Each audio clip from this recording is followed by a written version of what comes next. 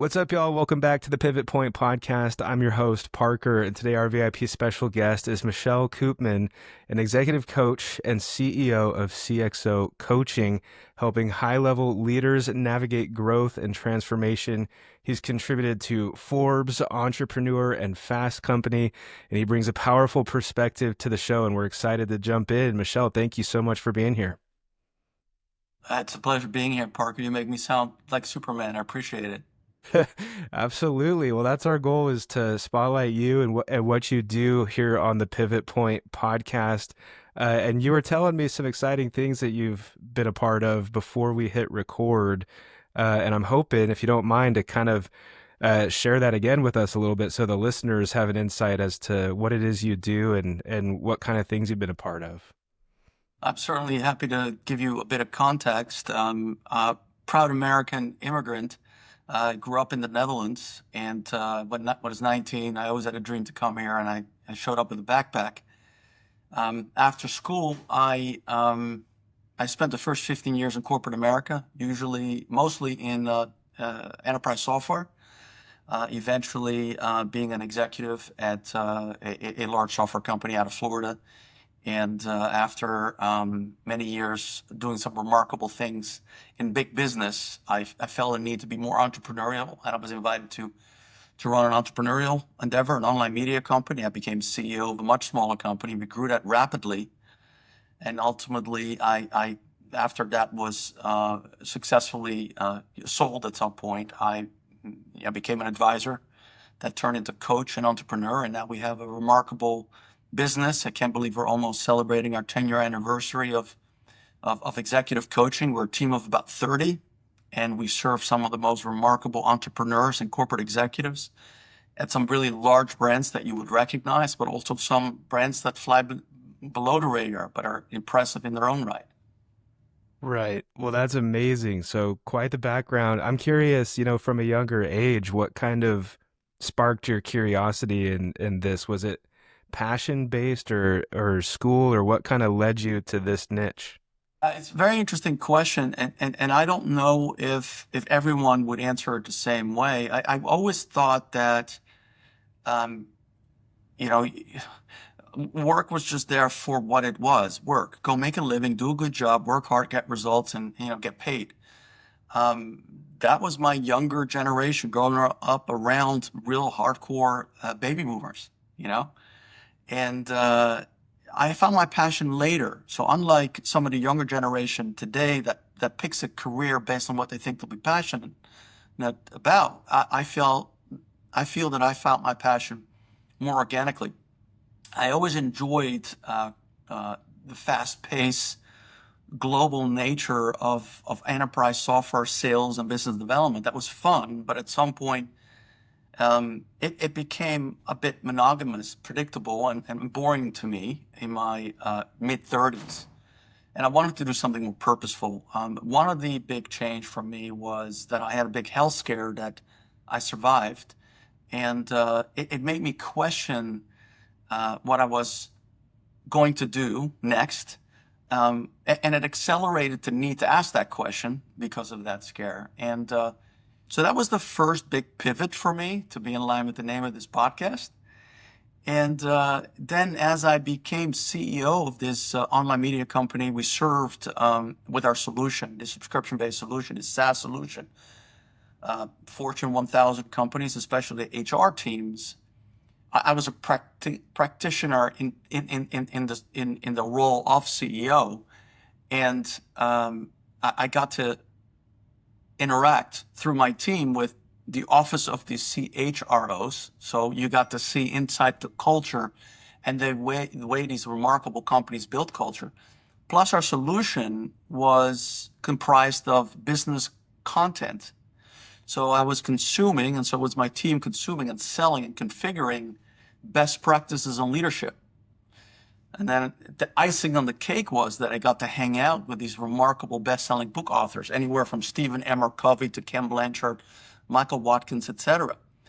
Wow. So that was really a remarkable first entry into finding out what I was passionate about. And I learned that employee engagement was in fact a lever for growth.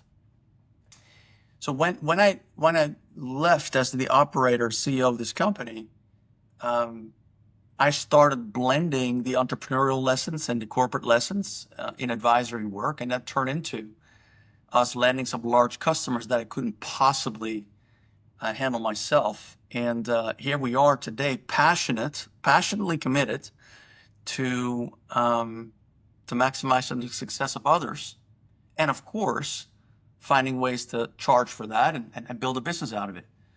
And so I am one of those fortunate individuals that is excited on Sunday night for what is to come on Monday morning. That's amazing. Yeah, thanks for sharing all that with us. And it's inspiring, it gives me and listeners, hope and ideas and inspiration. So thank you. And thanks for staying in line with the theme too of the pivot in your life. Which I was gonna ask, are there any pivot points that led Always. to those things? Kind of along those lines, what would you say is like a superpower of yours as an individual and a superpower of your companies that you think is attributed to this success? Well, I was make a joke about that. First of all, I don't like talking about my own superpowers because I'm surrounded by just remarkable fellow coaches and staff members who help us elevate the success of brands that I'm proud to work with, brands like Burger King or Freeman or Holiday Night, etc. Really remarkable brands. So I think my superpowers might be the extension of the superpowers of others. I always joke that I'm really good, Parker, exceptionally good at frying an egg in the morning. Really fast. I'm fast and efficient, but no one's really impressed by that. So I would say, to be honest about it, I always like to think of myself as having a really logical brain. That's one very important thing that I have, is able to look at a situation and logically dissect it and figure out what a solution might be. Combine that with I am naturally curious and nosy. I love asking questions. I'm just passionately interested in the career paths and businesses of others. And last but not least, uh, part of selling and part of relating and part of solutioning is being able to see the world through the eyes of the other people.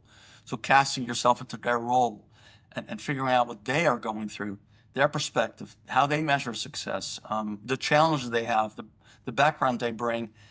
And you can call it empathy. I think that's another one that I look for in people when I bring them on the team, and I always look to get better at myself.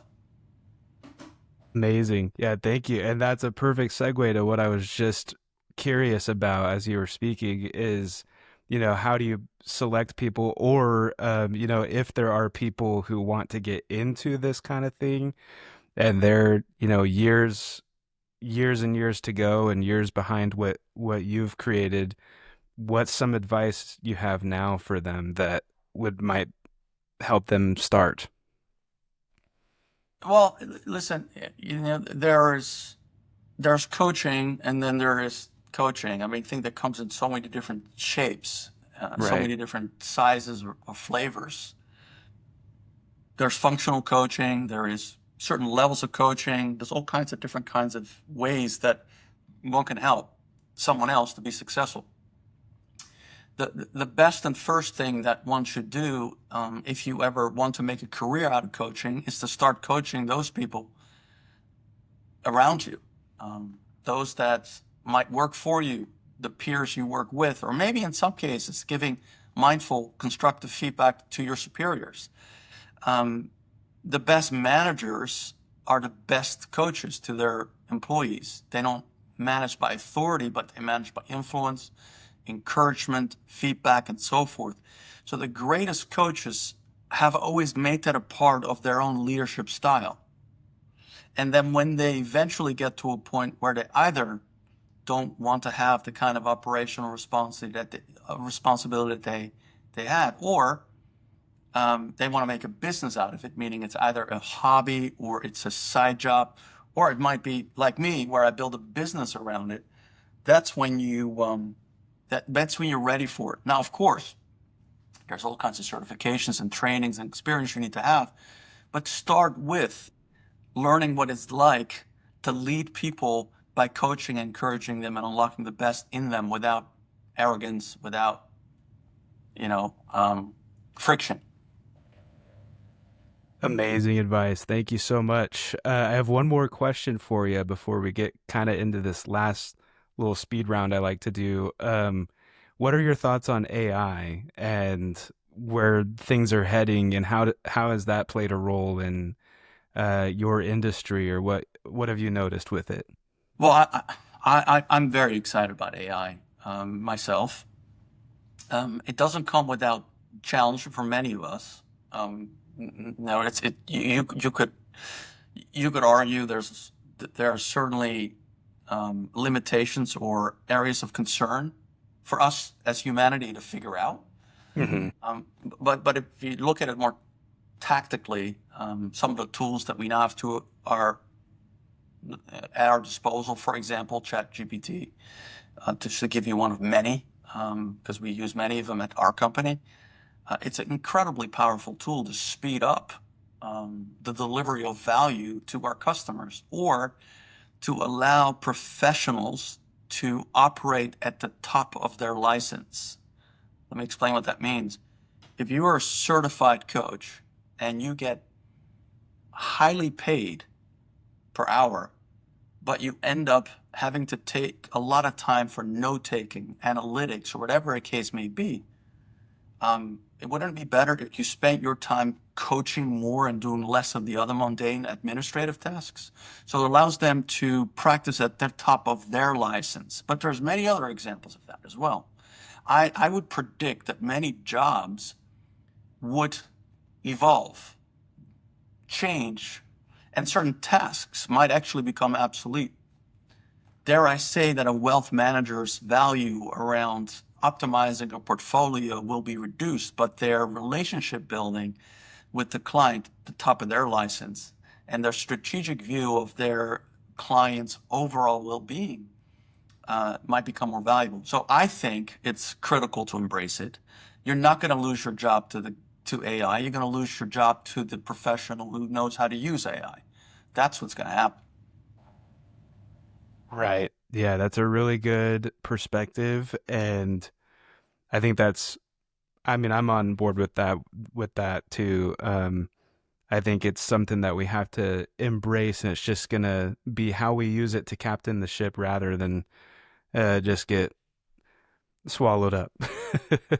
But yeah, thank you for that. And so this last little round that I like to do, it's a lightning round of just three or four short questions, fast questions for you. Coffee or tea? Depends, mostly coffee, once in the morning. Nice. Dogs or cats? Dogs, 100%. You might have seen mine running around here. She's right behind me. Do you have a favorite TV show of all time? Old time, um, probably, I do watch a lot of TV shows. Probably not of old time. Um, I did really like Ted Lasso. That's Okay. on the comedy side. But I also like shows that are a bit more gruesome, a little bit more action. Right. I've been watching Reacher lately, and I've enjoyed that too. Hey, I've seen Reacher. That's a great one. Okay, and then something on your bucket list that you still hope to accomplish.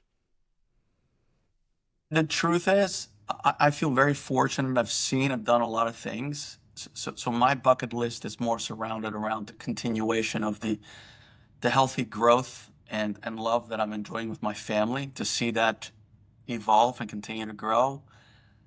See the grandkids grow up. I'm not old enough for that yet, but those are my bucket list items. Amazing. And then just before we wrap up here, what's the best way for people to find you or connect with you? Company website, LinkedIn, wherever you'd want to send listeners. Yeah, I mean, there are many ways to connect with me. Obviously, you can go to our company website at cxocoaching.io. You can also find me on LinkedIn / my last name, Koopman, Koopman. And you can also email me, first name, Michel, Michel, at CxOCoaching.io. Amazing. Awesome. Listeners, you know what to do. Make sure you go connect with Michelle. And thank you so much for being on the show today. I really appreciate you taking some time to share some value with us. Parker, it's great. I enjoyed it very much. Thank you for putting this together and hosting me. And I look forward to connecting again with you and any of your listeners. Awesome. Thank you. And thanks, guys, for listening. We'll see you in the next one.